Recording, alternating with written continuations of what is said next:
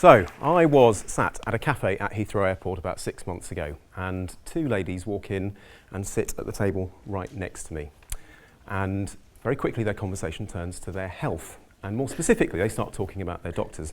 And I could have just sat there like this, staring into my meal, but I didn't. I eavesdropped, as you would. There they are, Miss Brown and Miss Blue, and Miss Brown says to Miss Blue, "You know what, my doctor is just fantastic. He's just amazing. Anything that goes wrong with me, he sends me off to the hospital and I get sorted out." And Miss Blue says to Miss Brown, "Oh, that's weird, you know, my doctor's really good as well, but she's never sent me to the hospital. I've been with her 15 years, but she just sorts me out herself." Anyway, later on that night, when I was out on the flight to Milan, I thought about this conversation and wondered how it might have been if their needs and expectations were slightly different.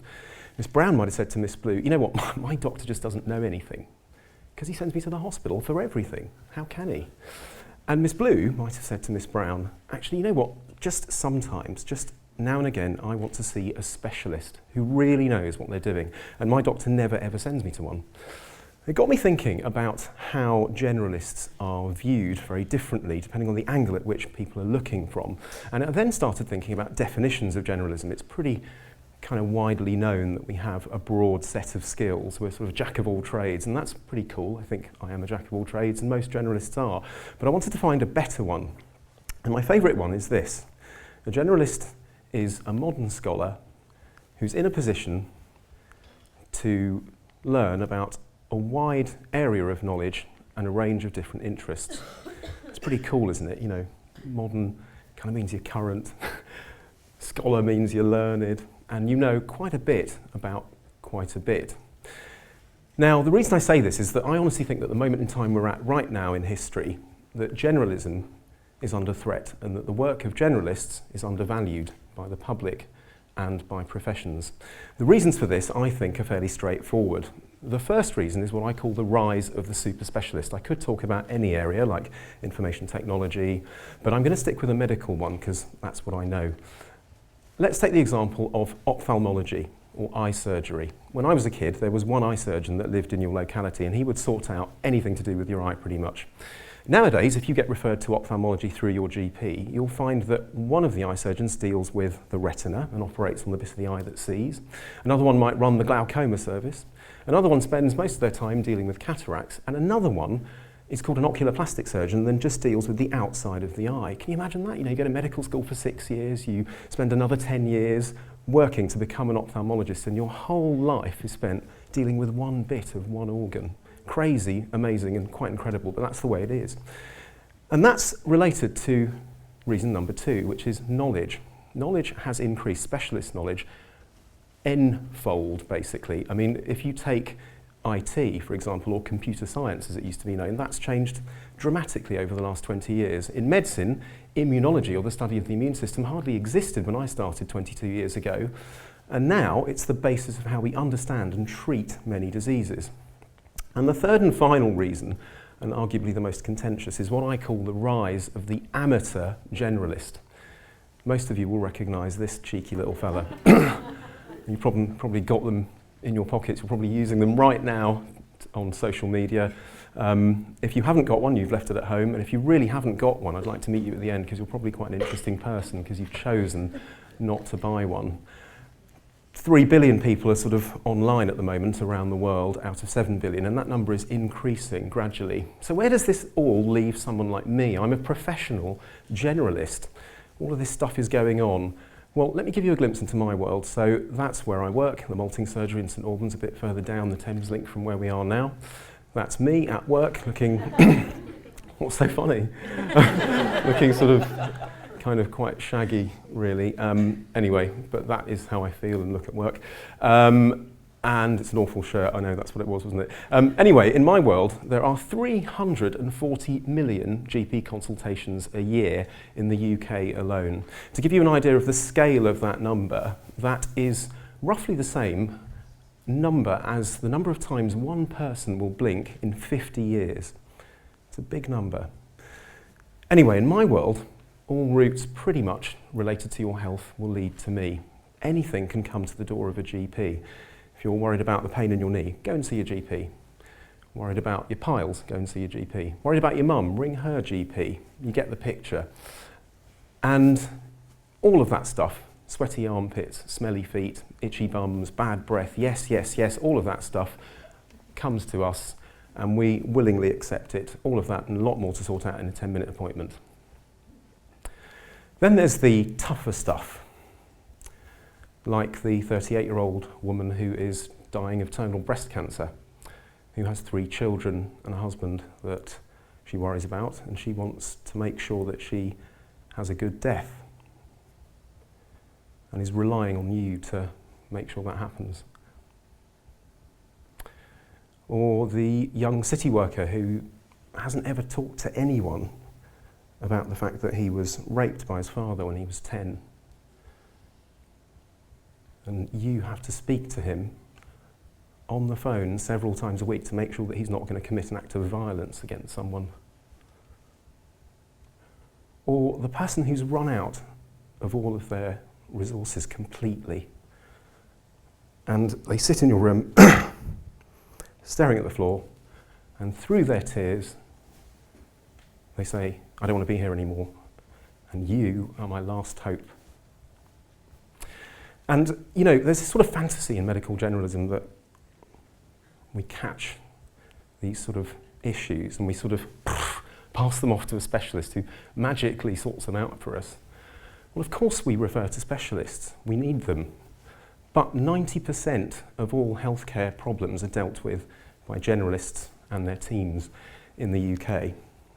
Now, whatever your discipline is, whether you're a gambler, whether you're in fitness training, whether you are a mechanic or a plumber or a doctor or a solicitor, I think to be a good generalist you need a balance of 2 things. The first is confidence. Confidence in your own ability and the confidence that you instill in the party or client or patient that you're dealing with. That needs to be balanced really carefully by instinct. The instinct to know when things are kind of going wrong or not going the right way. Sometimes it's obvious, you know, because there's a communication breakdown, but really, for example, my instinct would be to know when to involve a specialist. I want to play a bit of a game. I like games. So just imagine for a moment there are no generalist doctors left in the UK. So imagine your GP surgery and imagine that it's been razed to the ground, gone, disparu. And for 2 weeks, I want you to imagine that you've had a pain sort of here in this kind of area. Doesn't hurt to press, comes and goes, you don't know what it is. And I want you to take part, because if you don't, I'm going to have to pick on people. Don't make me do that. So, if any of you in the audience would go and see a heart specialist about that pain, say yes and put your hand up. I'm going to have to pick on people. Say yes. Yes. Let me hear you. Yes. Okay, so quite a few. Who would go and see a gastroenterologist, stomach doctor? Ah, loads more. Okay. Who would go and see a foot and ankle surgeon? Oh, you're listening. You are listening to me. That's great. Okay, and who would go and see a psychiatrist or a psychologist? A few, yeah, because it could all be down to stress. You get the picture. So generalists, at least, if nothing else, are good at filtering. Now, some of you will be sat there thinking, yeah, I know what he's on about, but actually I've seen some bad generalists. I've had a bad mechanic or a bad doctor. And occasionally that's because of an issue like bad communication. But one of the common reasons I find is because of a perceived lack of knowledge. You kind of think, well, hang on, my doctor didn't really know about this. And recently we had a blockage in our kitchen sink at home. That's our tap. And the plumber came along and very quickly said, yeah, I can sort it out. You know, just put your mains water back on and I'll fix it for you. And I said, what do you mean put my mains water back on? It's on. And he turned my tap from that position to that position. And nothing happened, which is probably quite good because it would have gone over that chopping board. But I had to show him that actually to work the tap, you need to sort of pull the lever out. Now, what does that mean? In fact, this guy, he was one of me. His van actually said general plumber. I wish I'd taken a picture of it. But does that mean he's a bad generalist? Does that mean he's a bad plumber? Is he a doofus? Was he someone acting, pretending to be a plumber? No, he was actually a very good plumber. He's just never seen a tap like that. You can't know it all as a generalist. It's one of the curses of being a generalist. The second curse, of course, is if you're too good at what you do. You make a rod for your own back. Think about that mechanic. You've taken the same car to him for 10 years, and every time he sort of manages to fix it and patch it up. And that one time there's a funny noise or whatever, and he says, look, I think it's your axle. You're going to have to take it to a main dealership. And it's like, oh, can't believe it. You know, couldn't sort me out. but he's been a really good generalist all of that time. So it's difficult to win. This brings me on nicely to my favourite slide in this presentation. Unfortunately, it's not one of mine. It's borrowed from a law enforcement outfit called the Illinois model. No prizes for guessing where they're from. But it beautifully illustrates the difference between breadth of perspective that generalists have and depth of knowledge that specialists have. Pretty self-explanatory. The other thing that generalists are famed for in academic circles is predictions. Philip Tetlock is a professor of psychology at Wharton Business School at the University of Pennsylvania, and over a 20-year period he looked at 80,000 different forecasts in different professions: politics, journalism, marketing, and overwhelmingly found that generalists were much better at predicting the future than specialists, partly because they handle data and ambiguity with more comfort than a specialist that is zoned into their area. A good example of this would be, any Batman fans in the audience, by the way? Brilliant, yeah, I love Batman. So if Batman and Commissioner Gordon got tipped off about the Joker who was going to strike on July the 4th, and all the information they had was that, you don't really know very much, so you really need a generalist team to kind of work out where he might strike, what his strategy is.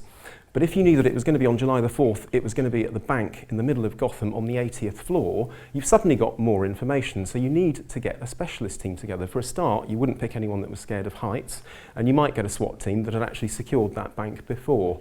And it's the same in medicine, in other disciplines. So what else is a specialist good for? Well, oh, hang on, what else is a generalist good for? That was Freudian, sorry. What else is we know what specialists are good for, they're specialists. What else is a generalist good for? Breadth of perspective, being able to filter information, the power of prediction. Well, I think we need to think about the future. I don't know about you, but I already feel like I'm living in a world like this at the moment. There are going to be two things that dominate our future, I think. The World Health Organization tells us that by 2030, 6 out of 10 of us are going to be living in urban environments. They mean cities, but they won't be cities as we know them now.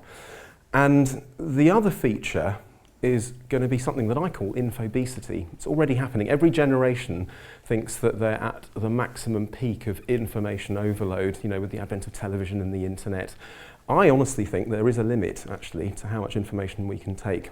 A lot of futurists would disagree with me. But if you think about these two things, certainly the urbanisation we know has a bad impact on health, at least. Cities always have more health need, whether it's mental or physical health. So for health, it's a no-brainer. This is one of my favourite quotes by an all-time hero of mine, Professor Barbara Starfield, who's sadly no longer with us, but she was actually a specialist and a professor of paediatrics at Johns Hopkins, but her passion was generalism. And again, the slide really speaks for itself. We're going to need more generalist doctors. People are going to be living longer. They're going to have lots of conditions running in tandem. You need someone to be able to look at the whole person. But leaving that aside for a minute, what about the rest of society? What about these ladies that were at that table that night? I was flying out to Italy. What's their world going to be like in, say, 2050? Are we going to need generalists then? The more observant of you will have noticed they look exactly the same as they did in 2014, but of course the quality of dermal fillers and permanent hair dye is a lot better in the future. But you know, they're going to be living in a world with 3D printing. A lot of their relatives and friends may have lost their jobs because they were replaced by robots and automation. They probably won't be watching news channels. They'll have personalised news streams. It's already happening with social media. You look at the feeds that you're interested in. And I think if we're not careful, the future might end up leaving us feeling a little bit like this. There's going to be colossal amounts of data. And what a generalist is good at doing is extracting meaning from that data and the ability to put masses of content into a different contexts. So really, to summarise, the power of generalism is those things. To live in this world of the future, you need someone who can filter, someone who's got breadth of perspective, someone who's good at predicting outcomes. In fact, we're all going to have to upskill our generalist skills. Finally, we are all part of this very dense and rich tapestry that has a definite past, a very exciting present, and a somewhat unknown future that's being woven as I speak. And although it's really important to look at fine detail, to understand the true meaning of that detail, some of us always need to be able to see the big picture. Thank you for listening.